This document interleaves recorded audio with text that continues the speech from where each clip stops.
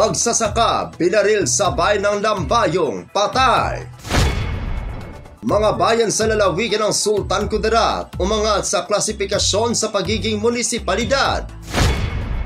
At DTI Sultan Kudarat pinangunahan ng coffee benchmarking. Ilang lugar sa lalawigan ng Bukidnon at lungsod ng Davao binisita.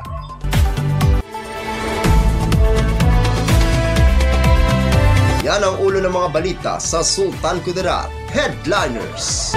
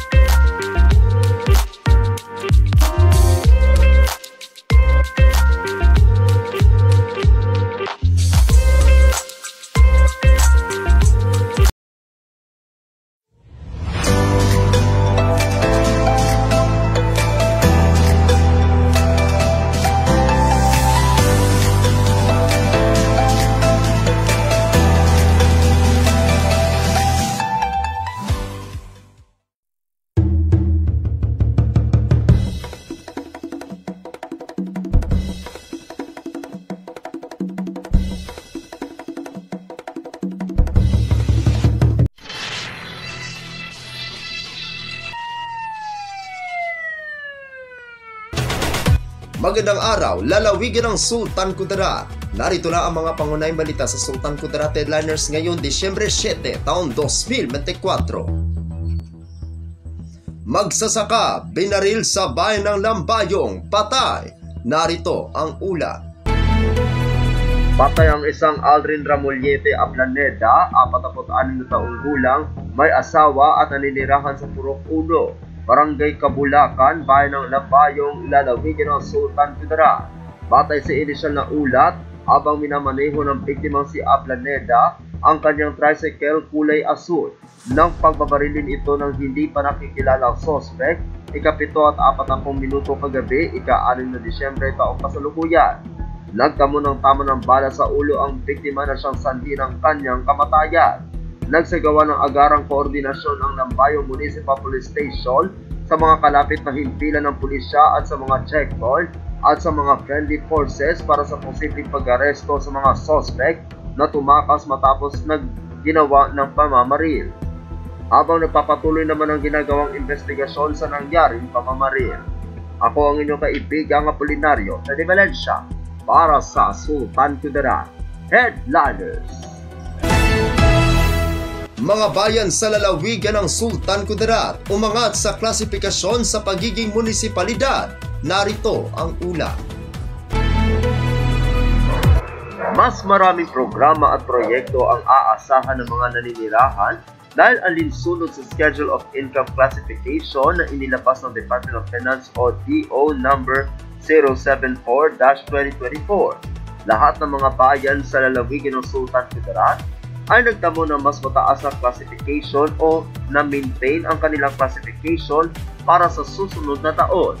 Ayon sa nasabing talaan, ang mga munisipyo ng Bagumbayan, Columbio, Esperanza, Isulan, Calamansig, Lebak ay mananatili first-class municipalities. Mula sa third class ngayon ay first-class municipality na ang Senator Ninoy Aquino. Kabilang na din sa first-class municipality sa mga bayan ng Lutayan at Palimbang mula sa pagiging second class. Mula sa third class ay itinaas naman sa second class ang bayan ng President Quirino.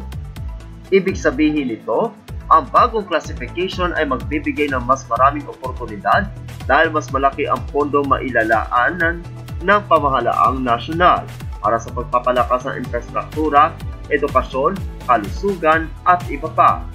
Ang reclassification ay alinsunod din sa Republic Act No. 11964 o ang Automatic Income Classification of Local Government Units Act na nilagdaan ni Pangulong Ferdinand R. Marcos Jr.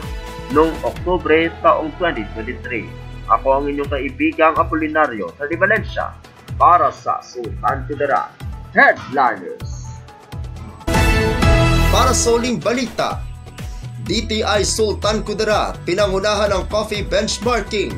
Ilang lugar sa lalawigan ng Bukidnon at lungsod ng Davao binisita. Narito ang ulat.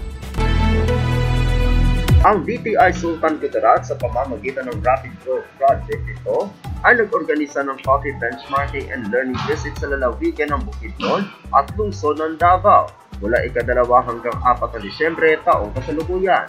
Ang grupo ay binubuo ng 11 magsasaka ng kape mula sa mga munisipalidad ng Lipa, Calamansig at Senator Ninoy Aquino sa lalawigan ng Sultan Kudarat.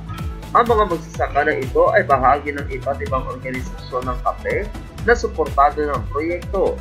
Dagdag pa rito, 2 kawani mula sa Municipal Agriculturist Office o MAO sa Libak na nakiisa sa aktibidad upang magbigay ng technical na patnubay at insight sa mga kalaho.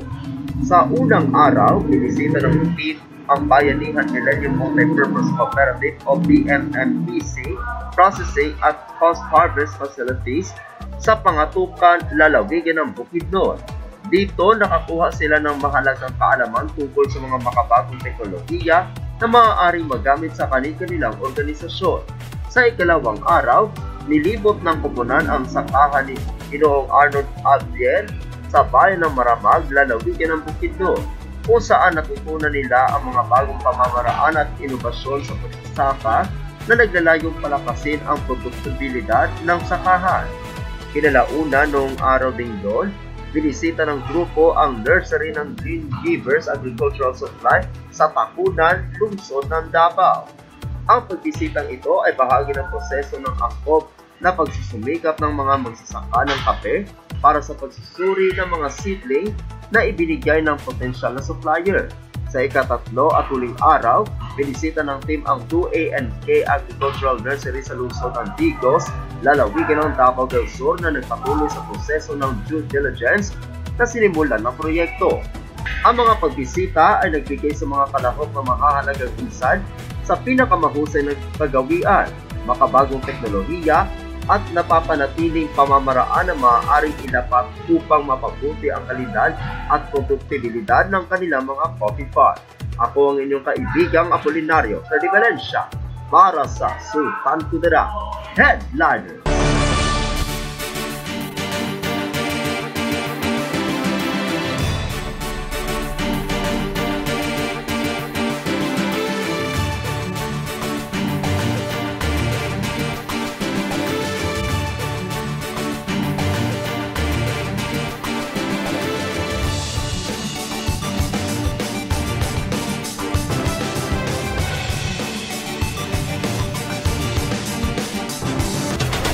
At yan ang kabuuan mga balita sa araw na ito. Mga balitang kailangan ninyong malaman, balitang walang kinakampihan, balitang totoo, balitang may dalang aral at inspirasyon. Ito ang Sultan Kudarat Headliners. Hanggang bukas, maraming salamat at magandang araw, kaibigan.